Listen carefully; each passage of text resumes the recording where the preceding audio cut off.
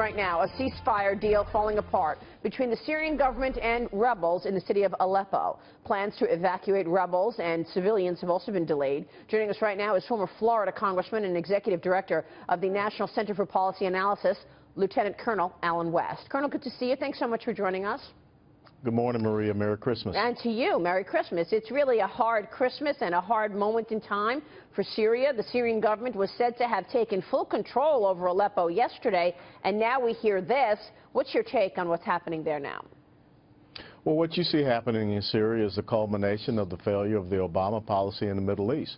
When you created the vacuum back when he announced that he was going to completely withdraw our troops out of Iraq, you also created a vacuum where it was filled not just by ISIS but also by Russia and Iran. And what you see on the ground there happening in Aleppo, where Vladimir Putin has seized the opportunity to go in and prop up Bashar al-Assad, he has solidified his alliance with Iran, and of course Hezbollah is also operating there, and they're doing everything that they can to crush this resistance of the rebels that we're supposedly supporting before you see a new Trump administration come in. And once that happens, Vladimir Putin will be able to say that I have the high ground. You deal with me, you deal with Bashar al-Assad, or you deal with ISIS. And that is going to be a very tough position. And I think that's why it's important that you have General James Mattis coming in as the head of the Defense Department, who was the former Central Commanding General. What do you want to see from James Mattis and Donald Trump in terms of the next move in Aleppo? How do you think we will be most effective in terms of taking down ISIS? Well, I think the most important thing is we have to think about the worst possible scenario now. There is not going to be a rebel resistance there in Syria.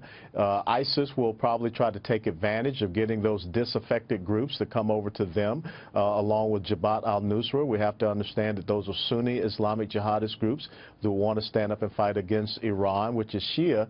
And we can't go in and try to align ourselves with ISIS against Russia and Putin and Bashar al-Assad. So what we have to do is go in and talk about how we can be of assistance to eradicate the Islamic sanctuary there that ISIS has.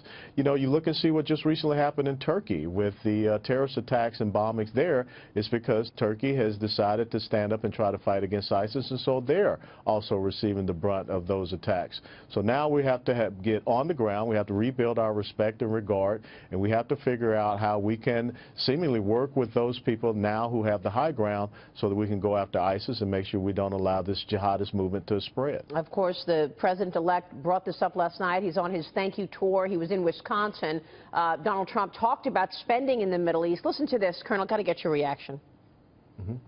We've spent $6 trillion in the Middle East. $6 trillion. You know what that is? We could have rebuilt our country 3 times. The cost of both dollars and lives has been immense.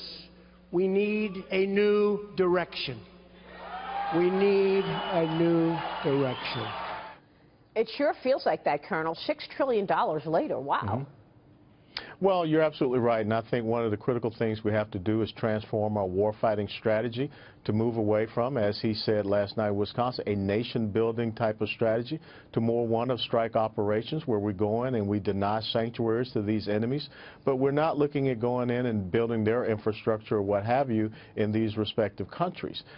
We have to move away from a Cold War era, kind of a forward deployed military to more of a power projection military.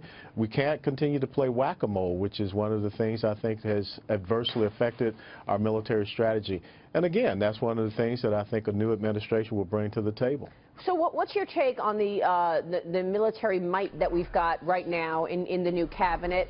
Characterize for us the team that Trump has put in place. Well, I think it's perfect. I think you want to have people that are practitioners. Why would you continue to want to put lawyers and political cronies in these critical positions? You have someone such as General Kelly, who was the commander of U.S. Southern Command, who understands the area south of our border and the impact it has on our border security. Now is the head of DHS and not just a lawyer and a political crony, which is what Jay Johnson was. When you look at the fact that you have a national security team of the former Defense Intelligence Agency agency head, Lieutenant General Flynn and KT McFarland. You have people that understand that, and not a creative writer, which is what we have in Ben Rhodes, who is the Deputy National Security Advisor right now. And then, of course, General Mattis brings incredible amount of expertise and experience being a leader from being a second lieutenant all the way up to a 4-star general, and the relationships that he has developed in that region that we are now seeing fall apart. Well, you're right. I mean, under the Obama administration, you found a lot of political operatives, basically, in the roles, and now you're seeing trained military officers. The other thing, though, about the Obama administration is, you know, how many defense secretaries were there in the last 8 years, right? I mean, a number of them, exactly, a number of them said the president wasn't listening to us. So even though he had the people in place, he actually wasn't taking their advice. No, everyone knows that our defense strategy and national security strategy, everything is completely being run out of 1600 Pennsylvania.